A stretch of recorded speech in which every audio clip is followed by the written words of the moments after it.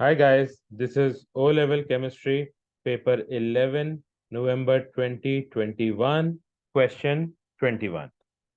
Element X and Y react together in a reversible reaction to form XY2 and the equation is given. 1 mole of X is mixed with 1 mole of Y and the mixture is left to react until an equilibrium position is reached. Which statements about this reaction are correct? After the equilibrium position has been reached, the reaction stops. No, a reversible reaction means the equilibrium is in a dynamic state, and a dynamic state means that the reaction is continuously taking place, which means reactants are being continuously converted to products and products are being continuously converted back to reactants. However, this is not observed because the rate of forward reaction becomes equal to the rate of backward reaction at equilibrium. So the rate of formation of products and the rate of formation of reactants becomes equal. So statement 1 is incorrect. Statement 2, at equilibrium there is more than 0.5 moles of X present. More than 0.5 moles of X. Now it says 1 mole of X reacts with 1 mole of Y. So if the molar ratio is taken into account, the molar ratio is 1 is to 2. So if we have 1 mole of Y, it means 0.5 moles of X would react in a complete reaction. Now, since this reaction is not complete but is reversible, that means 0.5 moles will not be completely converted into the product, which means moles lesser than 0.5 would be converted into products. So the remaining moles would be 1 minus 0.5, which is 0.5, and plus X. X is the number of moles that remain because of the reversible reaction. That means the value of moles remaining would be 0.5 plus X, and this value is greater than 0.5. This makes option 2 correct. And statement 3, at equilibrium, there is less than 1 mole of XY2 present. Yes, because the molar ratio here is 1 is to 2 is to 1. So the moles of X remaining is 0.5 plus X. So the moles of Y XY2 forming would be 0.5 minus X, because if the remaining moles are plus X, then that much would be lesser in the product, and 0.5 minus X is a lesser value than 1 mole, which is stated in statement 3. So statement 3 becomes correct. As a result, the correct option for this question is option D.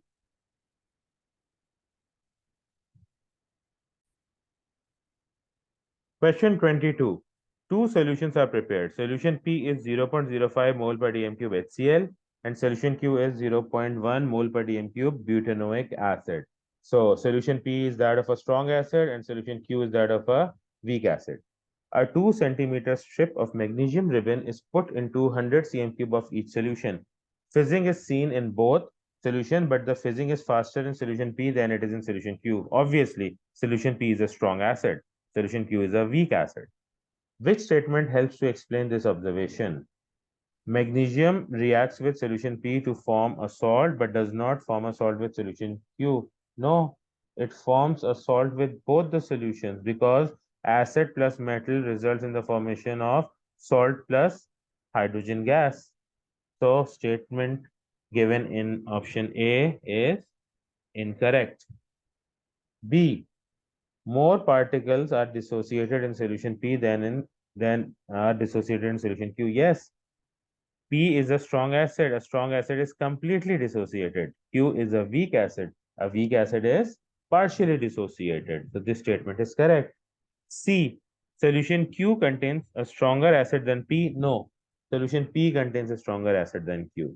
And D. The particles are closer together in solution Q than they are in solution P. There is no evidence of the positions of particles. Both are solutions, so but the particles in both will be spread out. So this is also incorrect.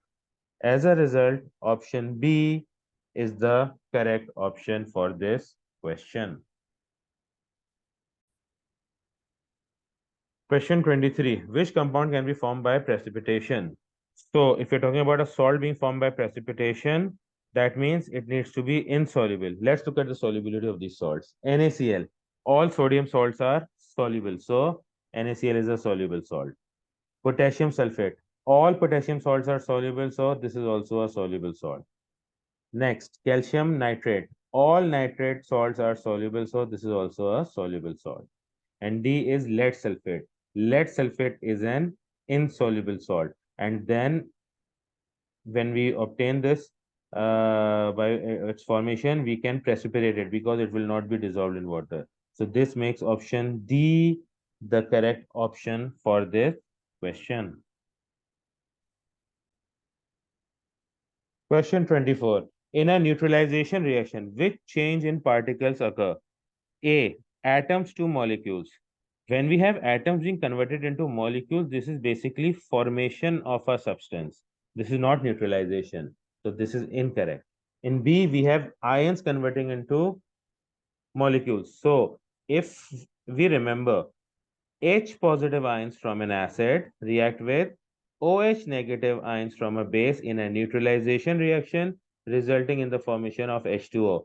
So we can see that in the ionic equation, ions are being converted into molecules.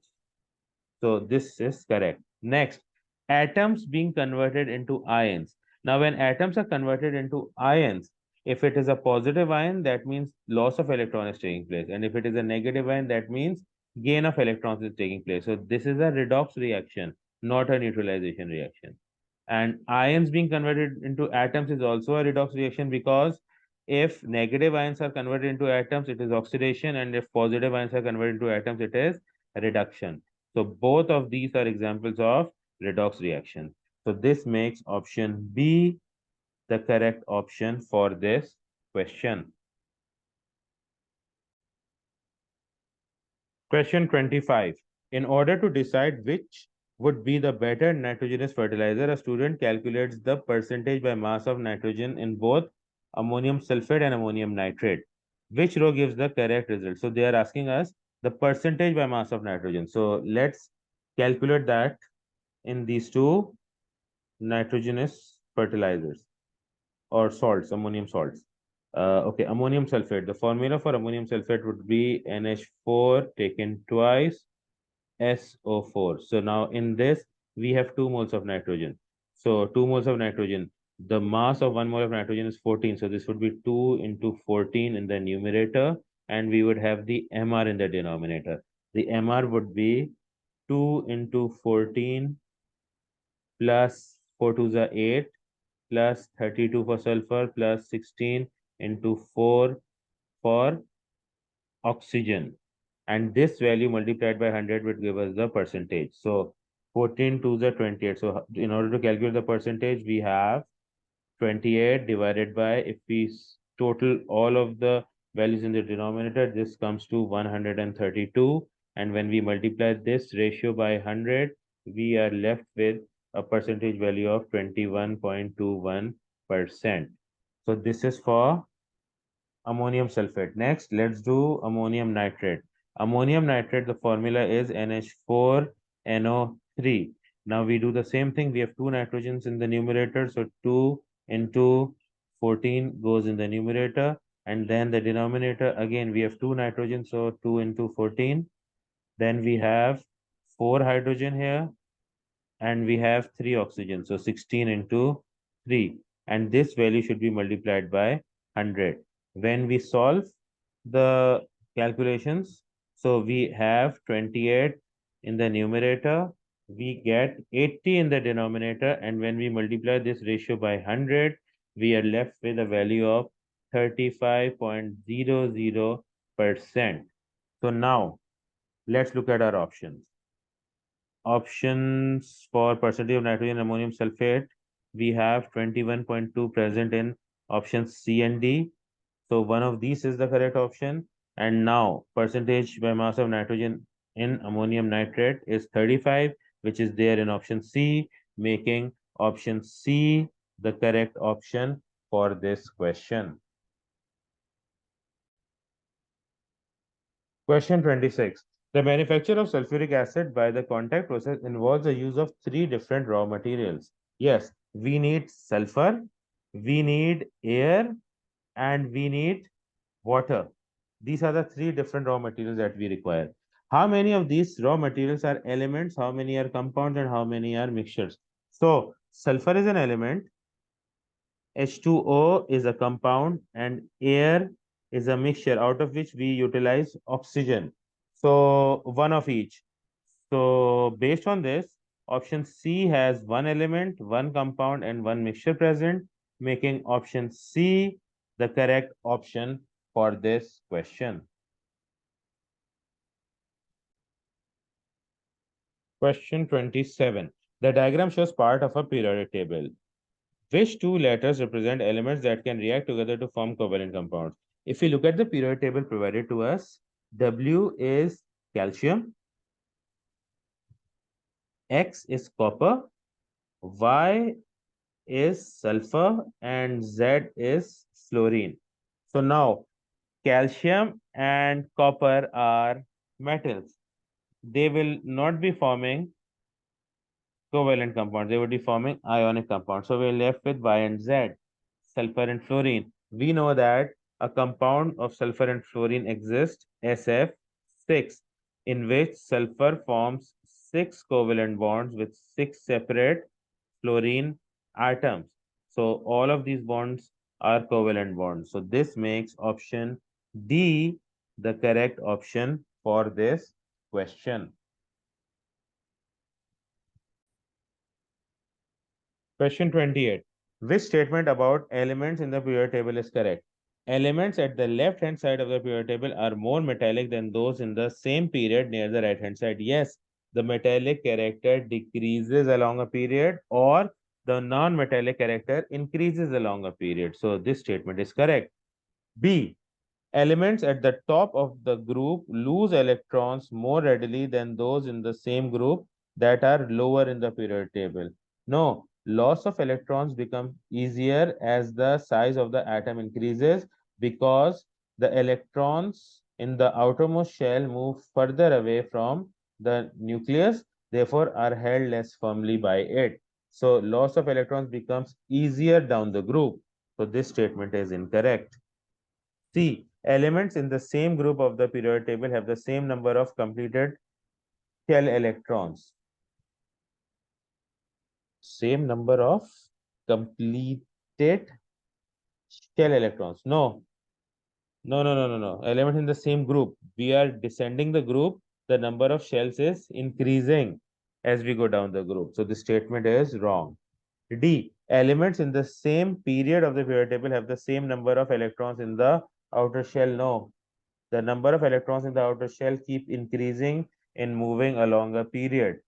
So the number of shells remain the same, but the number of electrons present in the outermost shell keeps increasing when we move from left to right. So this statement is also wrong. As a result, the correct answer for this question is option A.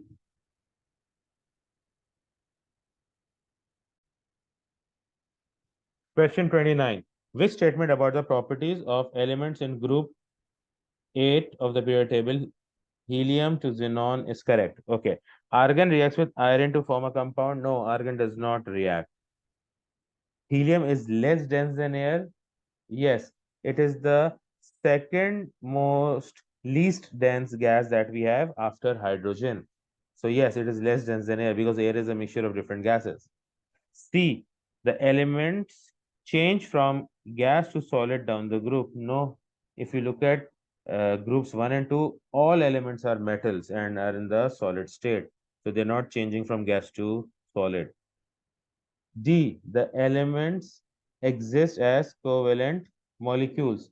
No, if we talk about noble gases, then we have all of them in the monoatomic form. None of them are existing in molecular form.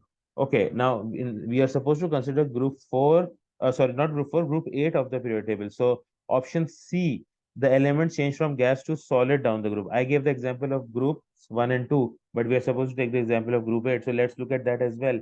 The first element is helium. It is a gas, and we go down the group till xenon. Xenon is a gas. We have krypton in between. We have neon in between. All of them are gases. So all elements are gases. There are no solids. So statement C still holds incorrect when considering group 8. So now the correct option here is option B. So option B would be the correct answer for this question. Question 30. Which two statements indicate that metal M may have a proton number between 21 to 30? Now, if you're talking about proton numbers between 21 to 30, these are d block elements or the transition element. So it conducts electricity. So this is not unique for just transition elements. All metals conduct electricity. So this statement, if it is only for the transition elements, is incorrect. This is true for all metals. Two, it does not react with water. No, aluminum is another metal that does not react with water, and aluminum is not a transition element. So this statement is also wrong. Three, it forms two basic oxides with formula MO and M2O3. In MO, the oxidation state is +2. In M2O3, the oxidation state is +3. So this shows that we have variable oxidation states present in compounds of transition elements, which is true.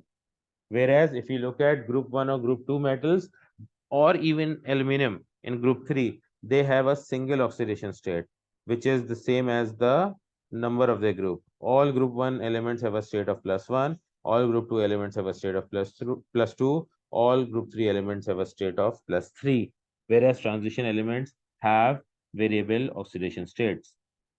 4. It forms two colored sulfates. Because it has got variable oxidation state, it forms different compounds, and compounds of transition elements are colored. So statement 4 is also correct. So out of these four statements, only 3 and 4 are correct, which makes option D the correct option for this question.